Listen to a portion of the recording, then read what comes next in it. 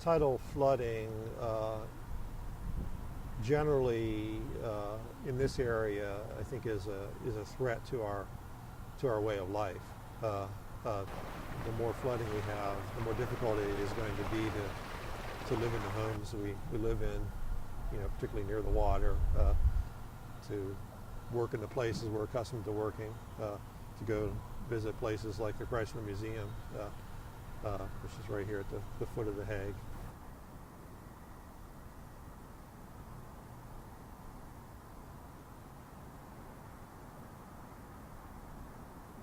We are out here. We've been out here since about 8:30 this morning.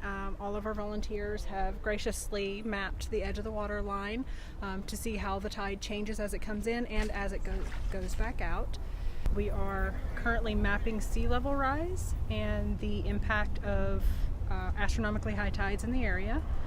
And our church puts out a high tide report for our congregants because we flood almost every high tide. We've got high tide in about 30 minutes or so. Definitely rising, so maybe we'll come back here after we get our other spots.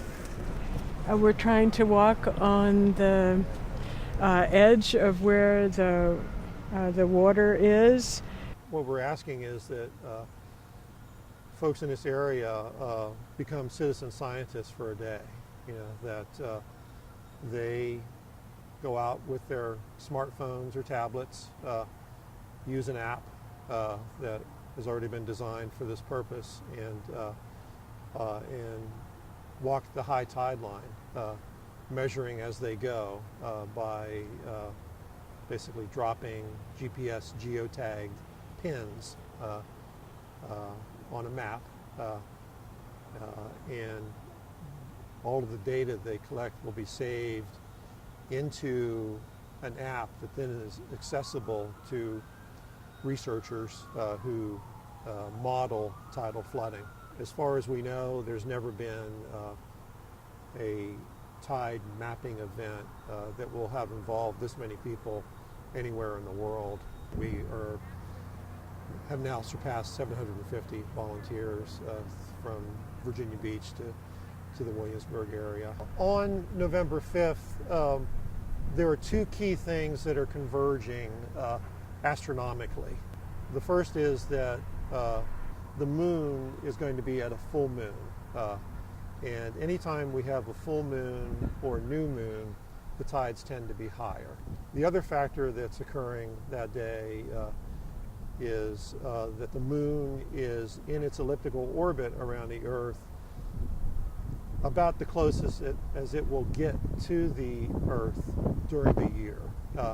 Both of those factors, the alignment that creates the alignment of the Earth, Moon, and Sun, and the fact that the moon is going to be so close to us relatively, tend to create more of a gravitational effect. There's more of a tugging, of the water in the ocean that creates tides. So when they approached me about the mapping of the tide, I'll be honest, I didn't know a whole lot about it other than seeing flooding in the area and being victim to the flooding in the area because my car has actually been flooded out before. When they asked me about it, I was like, well, this is a great project to be involved in because it hasn't been done to this level before. People around here are very interested in flooding and the water, and they want to know what's going on. They want to learn more, and they want to help. They want to help get this data. And so they're going out and they're collecting this data for us. So the community support behind this is critical, mostly because, again, we've also got to follow the laws. I can't go onto private property using the app and actually collect data that way. But many folks are willing to volunteer places that flood in their backyards using the app. And those are places that previously we couldn't really effectively survey without using drones.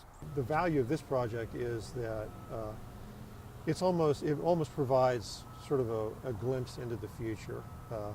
We're going to have a tide that is higher than normal, higher than average. But as the seas continue to rise, the tide that we see on the morning of November 5th is one that could be pretty commonplace a half century from now.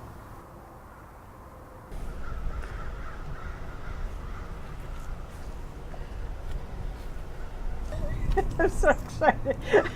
We've actually got something to document. This is cool. The tide looks like it's about 6 inches here. And it's flooded this driveway.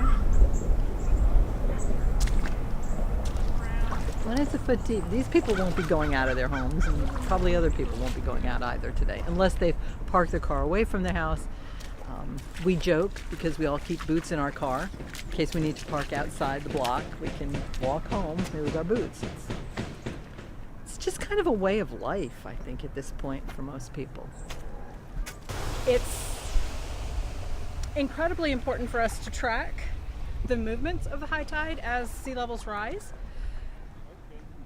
because it's a symptom of a greater problem, and you can't fix the problem if you don't study the symptoms.